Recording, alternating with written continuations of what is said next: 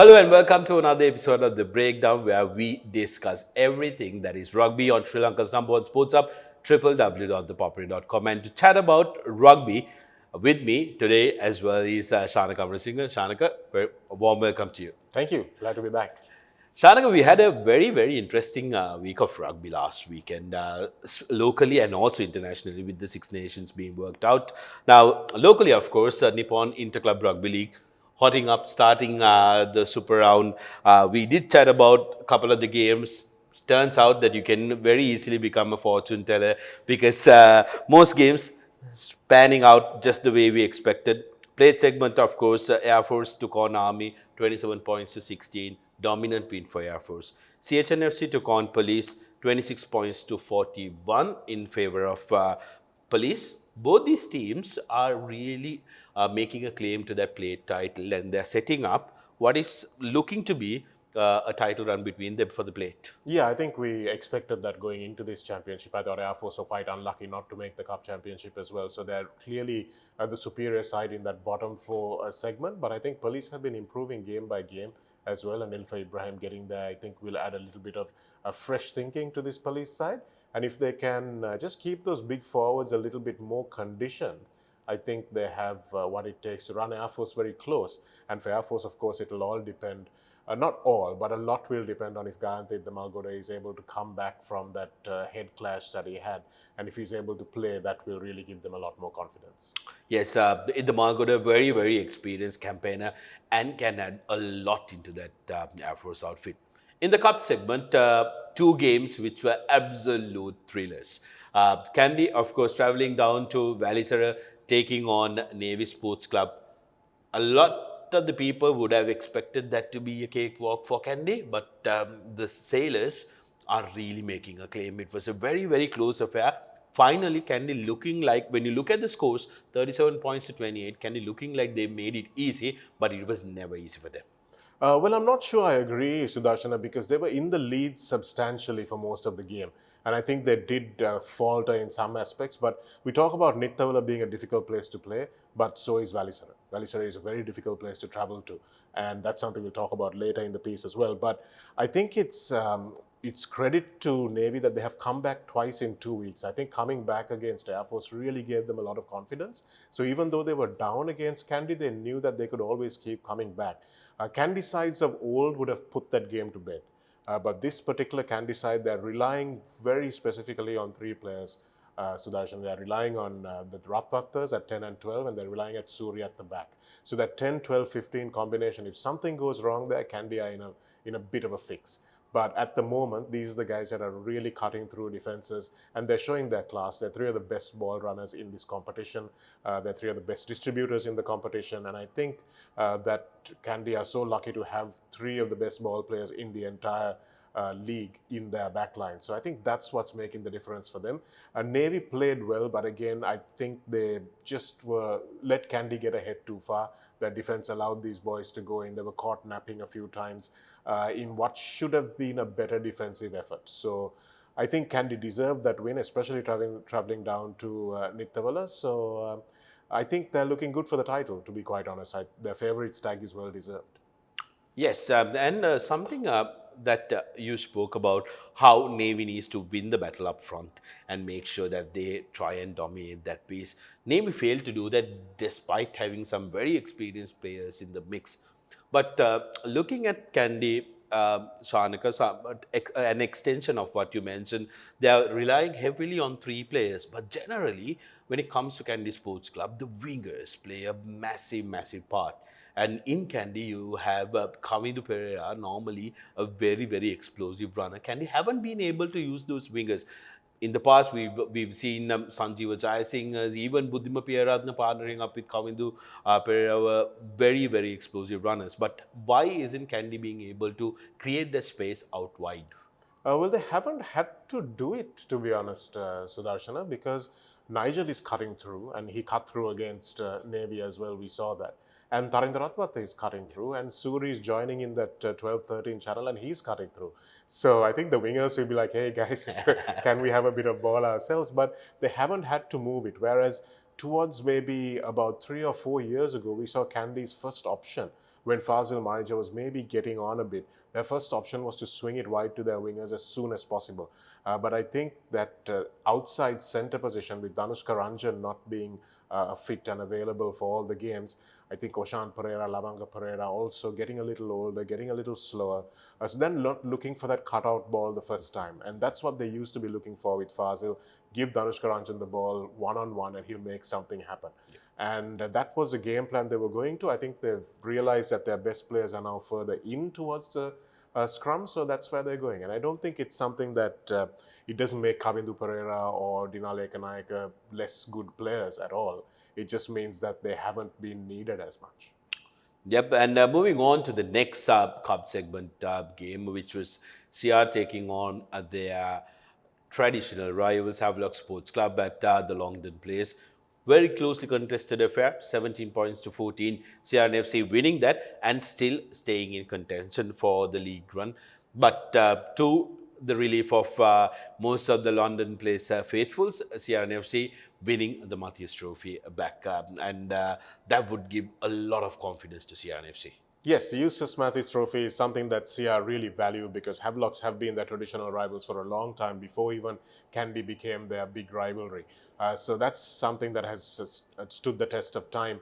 And I think Havelocks came in thinking that they could at least get this win in the second leg, even if they didn't win the trophy.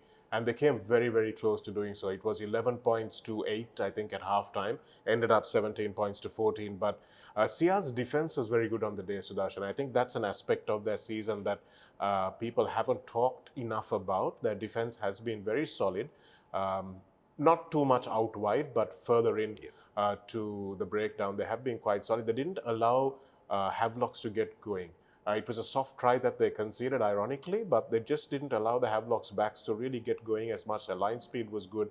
They fixed some of those penalties that they had earlier in the season.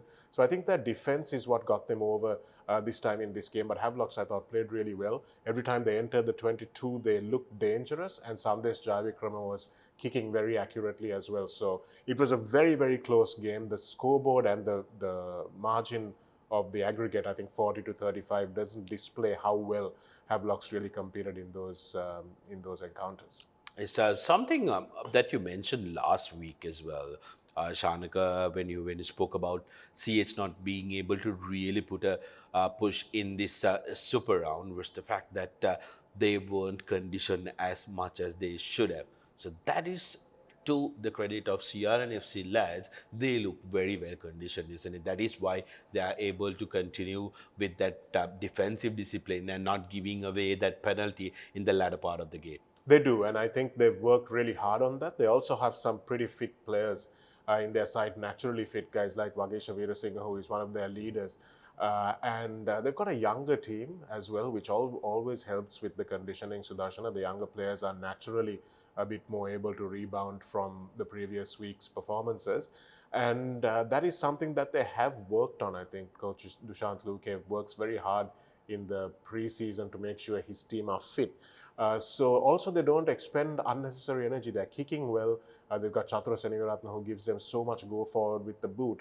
So they're not really expending a lot of energy getting from 40-meter line to 40-meter line because they've got such good kickers. Zubair Dore kicking well from the back as well, and Tenuka Nanayakkara also finding some good options with the boots. So they've been the team that has probably kicked the best as a team.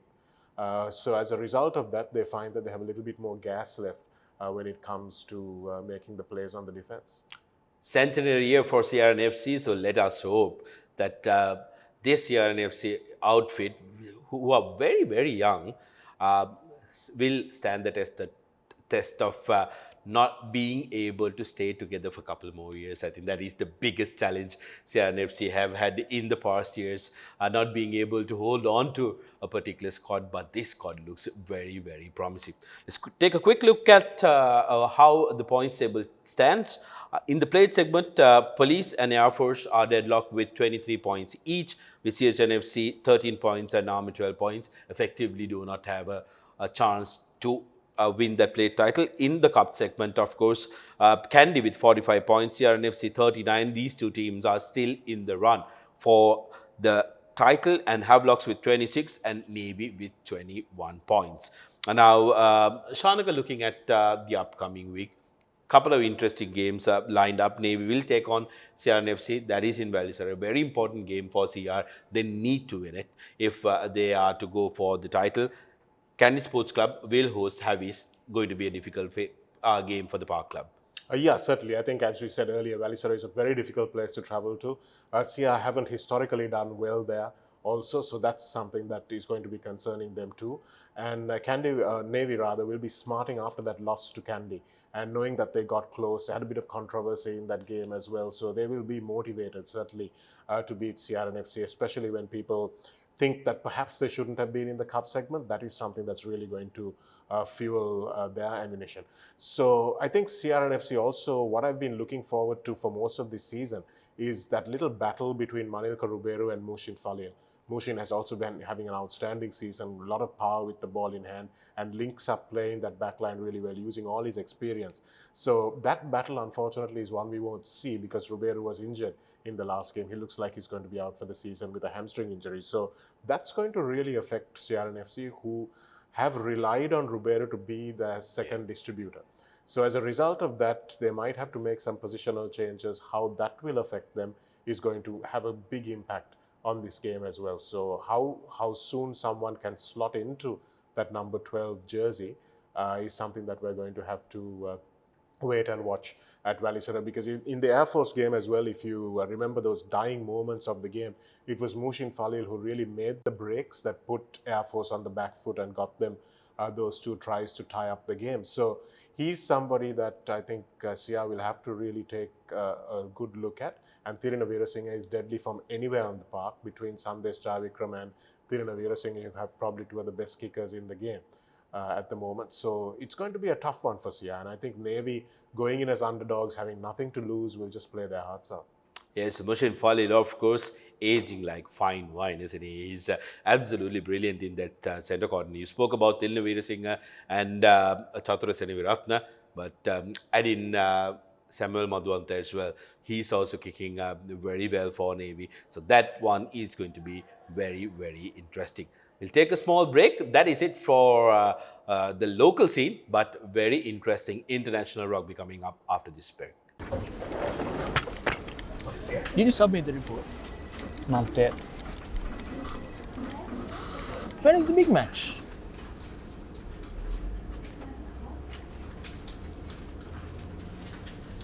Well, international rugby took a very, very interesting turn last week. Some might say the most prestigious tournament of all the Six Nations. I beg to differ. But very interesting games lined up last week. We spoke about 3 games. We had our predictions, and all 3 coming true. And Shanaka, you said outside chance for an upset almost happened as well. So let's take a look at how last week panned out in the Six Nations. Week 1, first game, Wales taking on Ireland. Ireland with a very comfortable win of 34 points to 10. Then England taking on Scotland, and the Scots are really dominating England. It's the most successful period for Scotland in the Kolkata Cup. 3 back-to-back victories, 2 back-to-back wins at Twickenham against the English, and in the final game, Italy almost won a very famous victory in Rome, 24 points to 29 against world number 2, the French. But again, like Shanaka mentioned last week, French going the distance because of their depth. Let's first talk about the opening game, Welsh taking on the Irish. Wales, of course, it was always a difficult uphill battle, Shanaka, especially given the fact that Warren Gatland had only almost close to 10 days with the squad. They were never really going to go the distance, although Gatland saying pre-match that they had a free shot against the Irish. Well, I think he had to talk the game up, Sudarshana, but the fact is that he's had 2 weeks with them now, but he had about 15 years with this entire squad. These are all guys that have played for Warren Gatland before, and that I thought was the problem, because Wales looked old, they looked unimaginative, they didn't look like they had any kind of plan to counter what Ireland were going to throw at them. We all know what Ireland are going to bring, and it was one of those teams that looked really pedestrian for Wales. And I fear for how they will be shown up in the World Cup if Warren Gatland doesn't get some new blood in there. And apart from Rio Dyer, who, when he had the ball, showed a little bit of flash, even Liam Williams looks like he's just trying, but not getting too far. And I thought it was really a shoddy performance from Wales, one of the worst I've seen. And perhaps it's time for guys like Alan Wynne-Jones to maybe just hang up his boots. But that being said, Ireland were magnificent. Oh, absolutely. Ireland were absolutely magnificent, and which is why they're the ranked one team in the world. They are showing it day in, day out. Most of the players, like you mentioned in the last episode as well, Shanaka, really putting their hand up, and they are getting.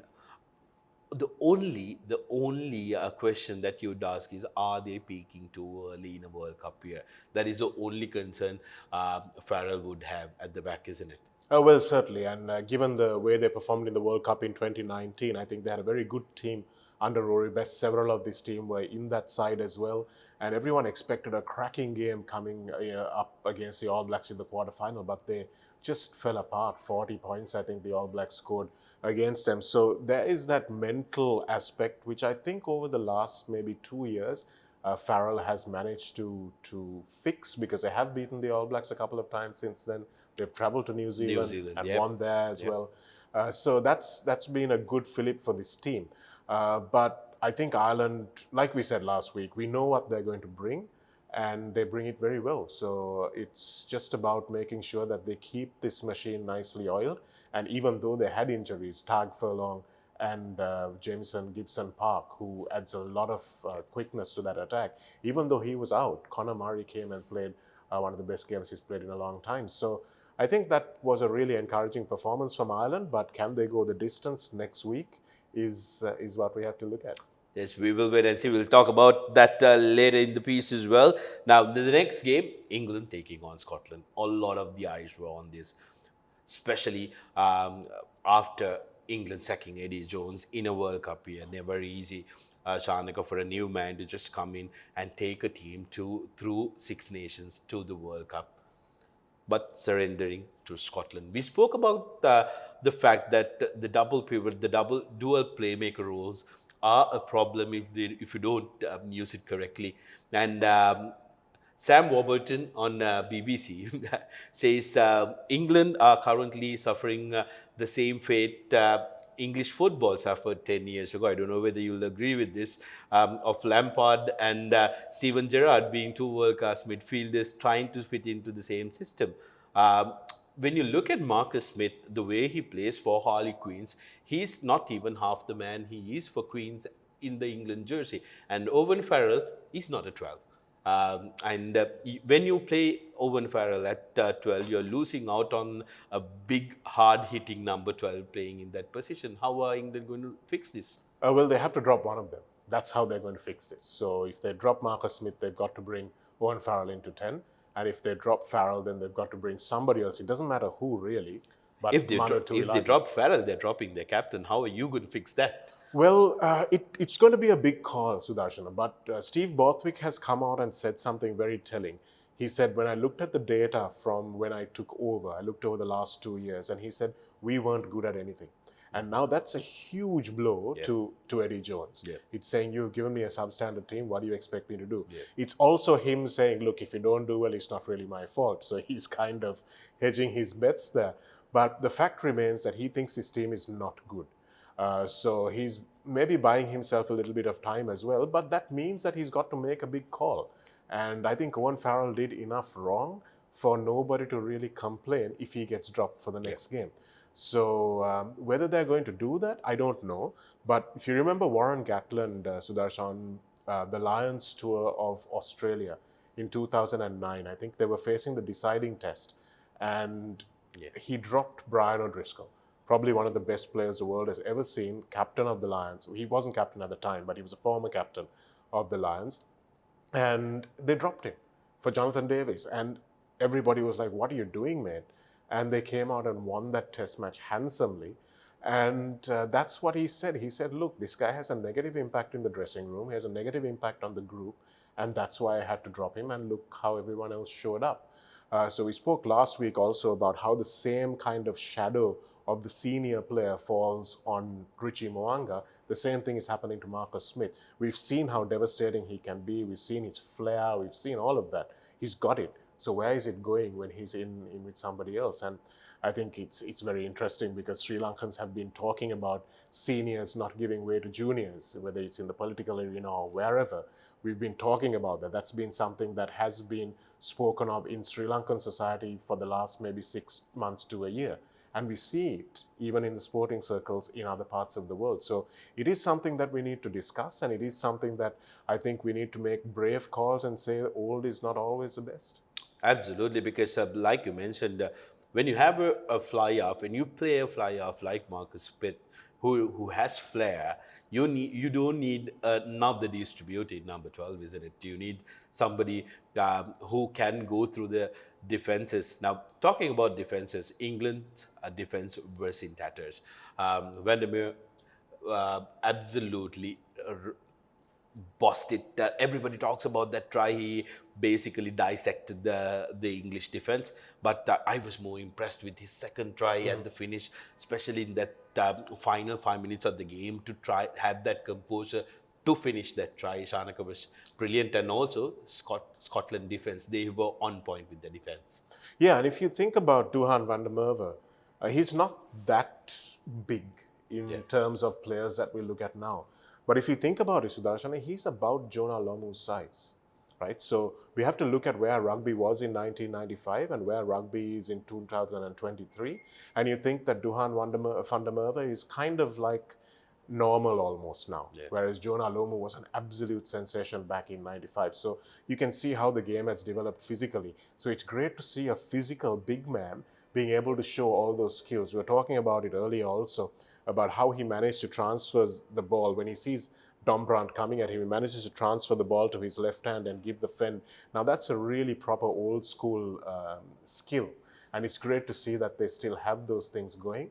I really like to see guys like Gavin Hastings, Tony Stanger back in the 90s running counter-attacks, Serge Blanco, and that was kind of reminiscent of those days.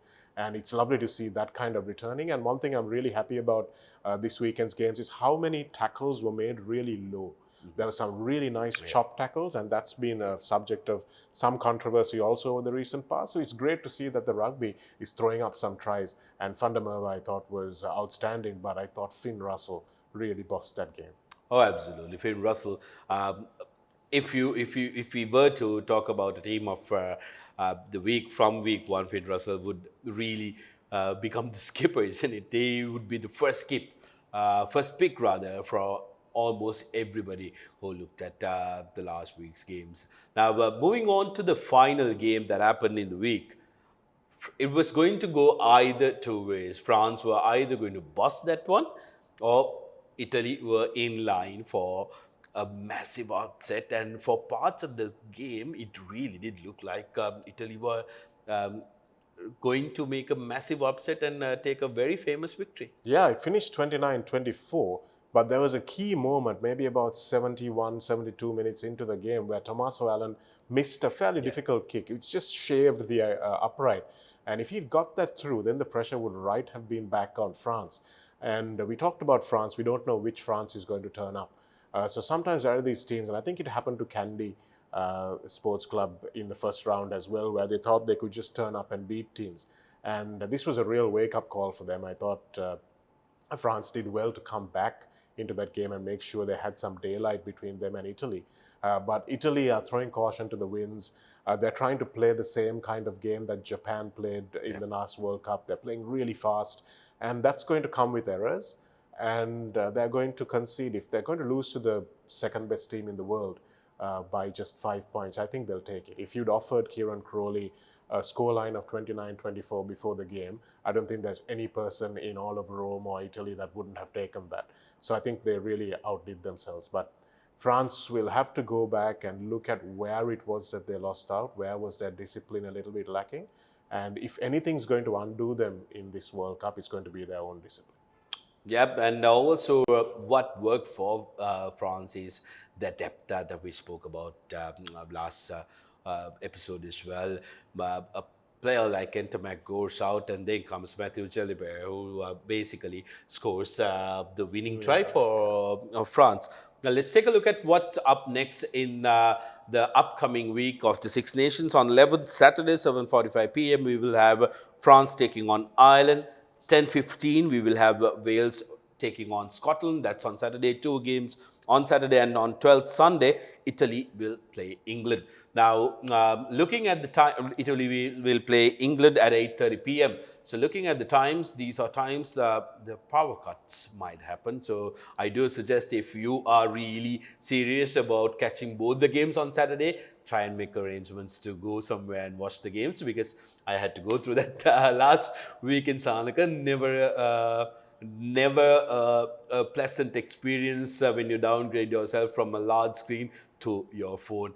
Now, not fun. looking at the next week's encounters, France versus Ireland is definitely going to be the pick of the three games. Shanaka, it might decide who will go on to win the Six Nations. Absolutely, and he might go on to decide who wins the World Cup as well. You know, it's going to be such an important game because it's the first time and probably the only time that 1 and 2 will play each other ahead of the World Cup. So that's going to be a really important game for both of these sides to kind of test where they are at, as opposed to where they think they're at. So it's going to be interesting in the sense that I feel it's going to be like one of those dead rubber games in the Football World Cup, where both teams know that they have qualified, and so they're just going to pass it around the back, not make too much of an effort on goal. I think it might be one of those games, Sudarshana. So there might be an element of teams holding back a little, not wanting to show their hand fully. So I think that might come into the picture. And if both teams can stay injury-free, I think they will be quite happy regardless of the result of this game. But France are traveling to Dublin, and Ireland in Dublin are a different handful. Actually, are they not? Stade de France. Oh, It will sorry, be the Stade de France, yeah. So that's going to make things a little bit easier as well for the French. So let's wait and see. Let's wait and see how that goes. I don't think it's going to be a completely explosive kind of tries all over the place kind of game. I think they're going to be sizing each other out. It's going to be one of those Manny Pacquiao winning in 12 rounds kind of fight rather than a knockout blow. Second game of week 2 will be Wales taking on Scotland. Scotland might be the favourites to take this one, Shanaka, especially given the fact that they've gotten a moral boosting victory in the opening week, and Wales have a massive uphill battle. There's no question that Scotland are the better team. I think that's well beyond anybody's dispute. And playing at Murrayfield also, the home crowd will be happy to welcome them back after beating the old enemy at Twickenham. So I think Scotland should win that one easy. But Wales-Scotland games have always been rather ugly.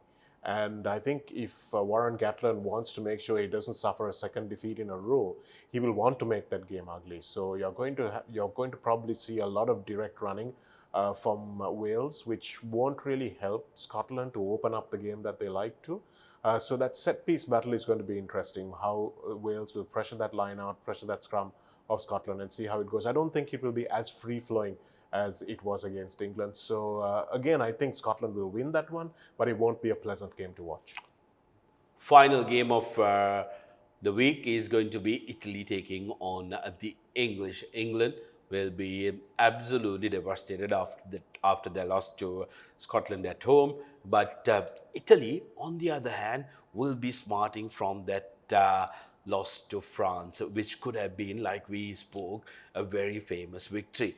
Will they record a famous victory against the English? We will have to wait and see. It's not beyond the realm of comprehension, for sure. Nobody expected them to get this close to France.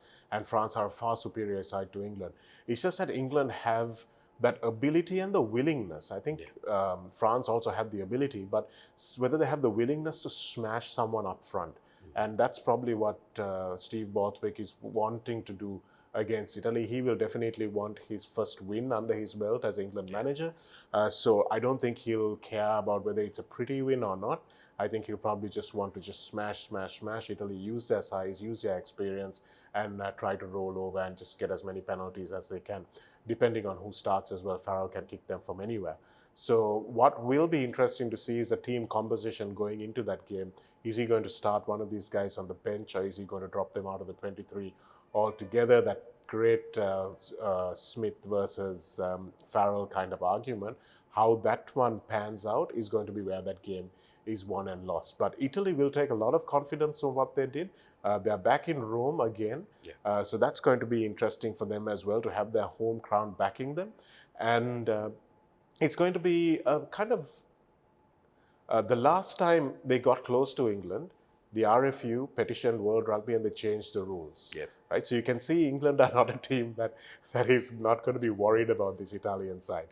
So I think Italy has what it takes, and I would love an Italian win. I really would. Yes, the way Capozzo is playing currently, he can really change it up from the back and get that Italians some fire. Now, just one more thing before we wrap up, Shanaka. When you talk about the English, there is a massive debate about Smith versus Farrell, yes. But under Eddie Jones, it was like an unspoken fact. Whenever that hard-hitting Toilagi was fit to play, he would start. But seems like Steve has changed it up. He wasn't in the starting 23 despite being fit. So do you think Toilagi's time in the English jersey is done? I think his time at number 13 is done for sure. Right. I really don't think he has the skill set to be an international quality number 13. When you look at guys like Ringrose, when you look at guys like Gael Fickou, when you look at guys like who else is there that we're looking at? Well, I know Ioane is not going to be announced there. Rico Ioane is really not. But he's more a Rico Ioane type player. Right, okay. Right? And, But Ioane in his defense is much more faster than Toilagi as well. Toilagi, He gets for around. sure. But when you look at who England have, they've got Marchant, who I think is a good player. I think they've got Henry Slade, who is probably the best in that number 13 position. So they've got guys who can play and are specialists in that position. So I think just putting him there into the team for the sake of being in the team at 13 is just not going to help them at all.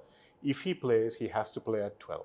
So again, that is something that Steve Borthwick has to bite the bullet and make the decision. And if they're going to be cowardly about it, then they're going to suffer the consequences of it. Just make the call. Make it, dude. Well, there you go, Steve. Make the call. That is it for us in this episode of the Rugby Breakdown. We've absolutely enjoyed bringing it to you, and we really do hope that you enjoy this as much as we do bringing it to you. Shanaka, thank you very much for joining me again to bring the Rugby Breakdown. Thanks. Always a pleasure.